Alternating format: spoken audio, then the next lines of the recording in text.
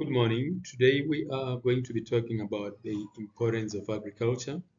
And in the lower grades, we cover the importance of agriculture to you as an individual, then the importance of agriculture to the family. After that, we also cover the importance of agriculture to the community as well as the nation.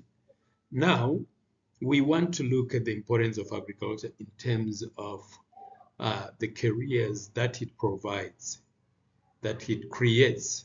So this is what we're going to be looking at. Um, by the way, a career is a job that a person does to earn a living.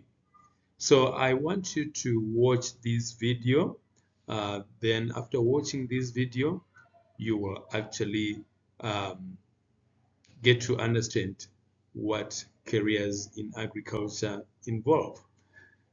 Right, after watching this video, let's go straight to this discussion on careers in agriculture. This is related to what you have seen in the previous video.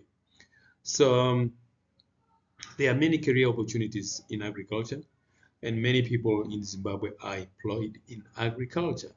Okay, so they are employed in farms, they are employed in industries that are related to agriculture. The economy of Zimbabwe is agro-based, so it means that the agriculture is the backbone of the economy. Yes, we have some um, money generated or some GDP generated from other sectors. What I mean by GDP is some output that is produced within the country. It can be produced from other sectors such as mining, um, construction industry, and the like. But Zimbabwe mainly gets most of its produced products from agriculture. So agriculture is an industry that produces raw materials for other industries.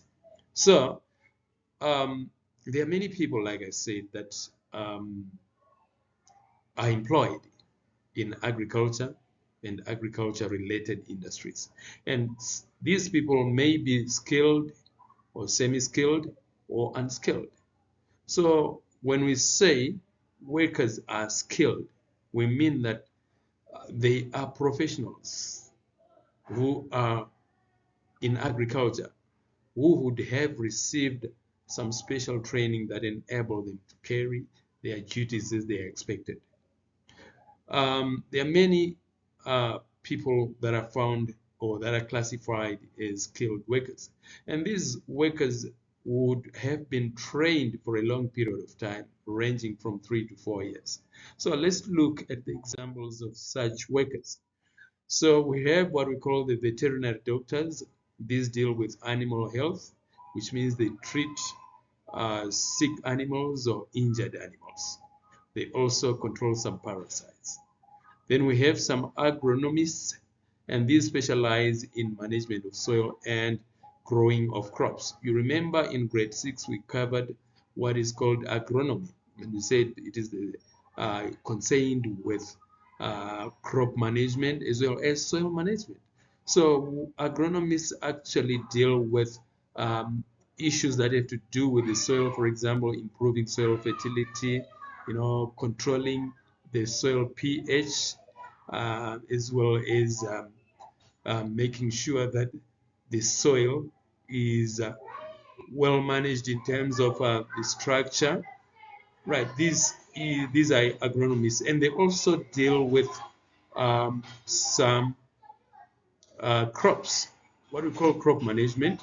They actually manage the crops in terms of making sure that the pests, the weeds, as well as the diseases are controlled, okay? And some managerial aspects such as the weeding, the pruning, the trellising are actually done. So all of these are part of agronomy. They are called agronomic practices. So it's the work of agronomists to ensure that all of these things are done. Then we have what we call the farm managers. The farm managers do the administrative and supervisory duties at the farm, and they make decisions on how to run a farm. So they are the main persons at a farm. Then we have what we call researchers. Researchers develop new methods of farming and new varieties and breeds of animals in order to improve production. Okay, so without researchers, we would not have new methods, new seeds, new varieties, new machines, new breeds of animals. So these actually improve the agricultural production. Then we have what we call the meat inspectors, and these inspect meat. They check the meats to ensure that it's safe from contamination and it is safe for consumption. So this process actually allows us to have quality assurance regulations being enforced. So they are very important. Then we have what we call the agricultural engineers. And these are concerned with the design, the construction, the improvement of farming equipment and machinery. So anything that has to do with farm equipment and machinery, buildings, um, structures is the work of the agricultural engineers. So they actually are involved in infrastructure, agricultural infrastructure, such as dams, water reservoirs, warehouses, and other structures. So they're very important. Then we have another group of skilled workers in agriculture. These are called agricultural lecturers, and they teach agriculture at colleges and universities. Okay. Then we also have agriculture teachers, and these teach agriculture at primary and high schools. So they are also skilled workers. Then let's look at the semi-skilled workers, and these are people who are trained for a short period of time that they get necessary skills for certain jobs. The training can actually be 3-4 months and they are done. So something that is less than a year, then they are done. So those are semi-skilled workers. Examples of these are builders.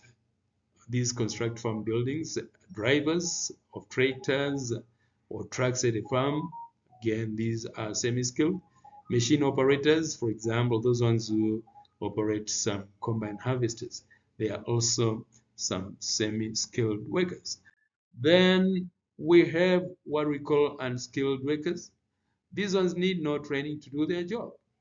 They are usually involved in manual tasks such as weeding, fruit picking, milking, herding cattle, sheep shearing, feeding animals, spraying crops, and many other tasks. And they are involved, like I said, in manual tasks, right? It involves the use of hands and some tools.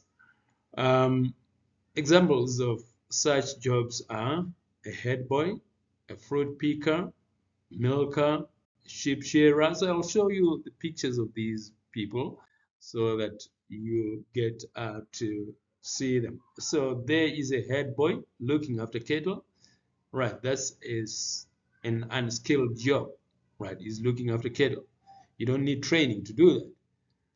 Then we also have a milker. Right, that guy is milking a cow.